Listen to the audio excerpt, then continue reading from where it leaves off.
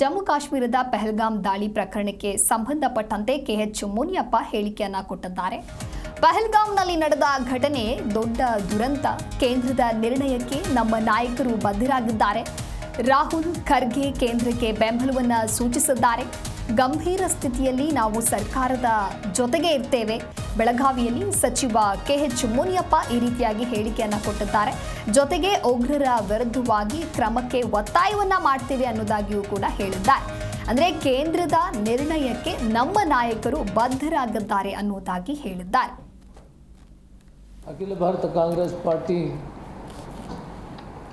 ಅಧ್ಯಕ್ಷರಾದಂಥ ಮಲ್ಲಿಕಾರ್ಜುನ್ ಖರ್ಗೆ ಅವರು ಲೋಕಸಭೆಯಲ್ಲಿ ವಿರೋಧ ಪಕ್ಷದ ನಾಯಕರಂಥ ರಾಹುಲ್ ಗಾಂಧಿಯವರು ಆಲ್ ಪಾರ್ಟಿ ಮೀಟಿಂಗಲ್ಲಿ ಕೇಂದ್ರ ಸರ್ಕಾರಕ್ಕೆ ಸಮ್ಮತಿಯನ್ನು ಕೊಟ್ಟಿದ್ದಾರೆ. ದೇಶದ ಇಂತಹ ಗಂಭೀರವಾದಂಥ ಪರಿಸ್ಥಿತಿಗಳು ಬಂದಾಗ ನಾವು ಸರ್ಕಾರದ ಜೊತೆಯಲ್ಲಿರ್ತೇವೆ.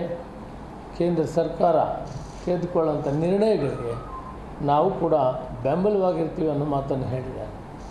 ಇದು ಇಂತಹ ಸಂದರ್ಭದಲ್ಲಿ ಪ್ರಜಾಪ್ರಭುತ್ವ ವ್ಯವಸ್ಥೆಯಲ್ಲಿ ನಾವೆಲ್ಲ ಕೂಡ ಒಗ್ಗಟ್ಟಾಗಿರಬೇಕು. ದೇಶ ಮುಖ್ಯ.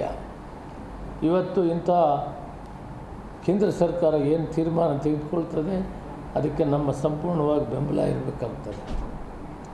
ಇರ್ತದೆ. ಮತ್ತು ಈ ಘಟನೆಯನ್ನು ನಾನು ಖಂಡಿಸ್ತೇನೆ. ಅಮಾನವೀಯವಾಗಿ ನಡೆದಿದೆ. ಇದು ದುರದೃಷ್ಟ. ಇಂಥದ್ದು ಆಗಬಾರ್ದು. ಇನ್ನೊಂದು ದುರದೃಷ್ಟ ಅಂದರೆ ಆ ರಾಷ್ಟ್ರದ ನಾಯಕರು ಅದನ್ನು ಬೆಂಬಲಿಸಿ ಮಾತಾಡಿರೋದು ಇನ್ನಷ್ಟು ಪ್ರಚೋದನೆಗೆ ಕಾರಣವಾಗಿದೆ.